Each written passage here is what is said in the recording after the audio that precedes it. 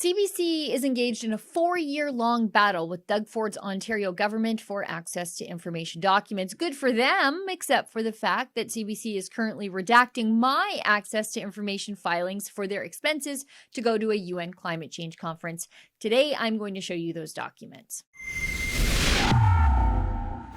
Hypocrisy has a comfortable home at the CBC. For example, while the CBC cries about the necessity of the mother corporation to protect Canadian content to their CEO, Catherine Tate, she lives in New York. Or while CBC was complaining that there are just certain phrases like blacklist and blind spot and brainstorm that Canadians should not use because of racism or ableism or something, CBC executives were routinely using some of these words in their own emails to each other.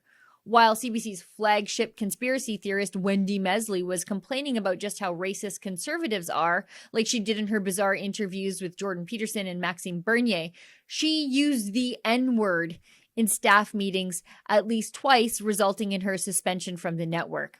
And now CBC is complaining about the lack of transparency from the Ontario government while also being a less than transparent arm of the federal government.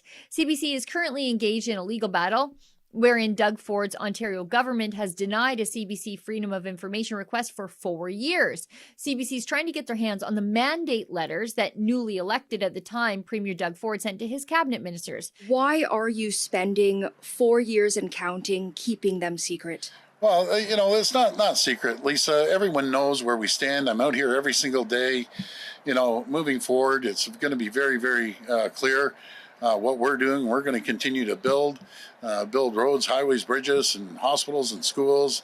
We're getting it done. It's going to be about as clear and transparent as you can get. CBC has lawyers engaged and is calling Canada's access to information system broken. Now, I'm going to agree with CBC here. I know it's crazy, but let me show you why. We asked CBC for their expenses to send their news teams to what's known as COP26.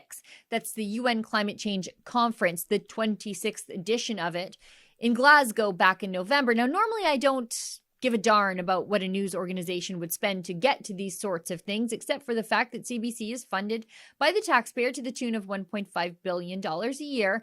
And they're a crown corporation, so they are fully accountable to the people. We are entitled to know how much money they spent to go to the climate change conference.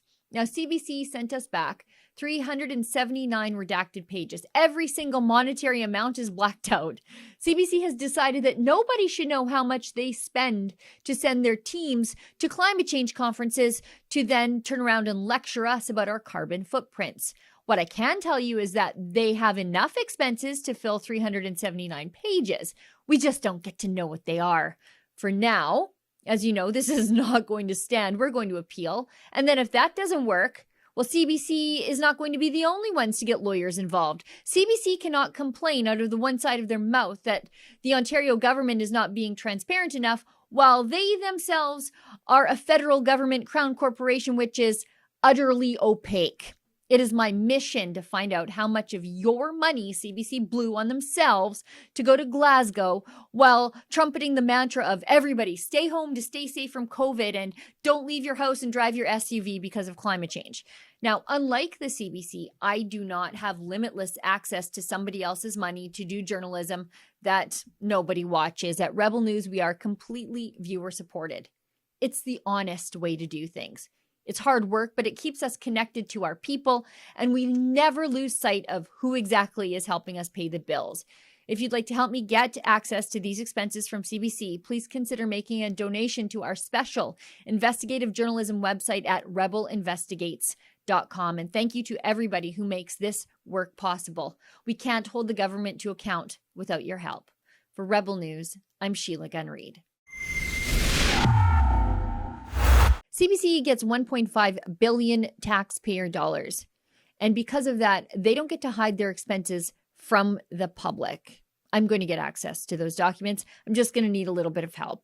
I'm going to appeal. They'll probably block me. Then I'll have to engage lawyers. It all takes time. It all takes money. But we have the support of our viewers at home. If you'd like to help crowdfund our access to information investigations, please consider making a donation at rebelinvestigates.com.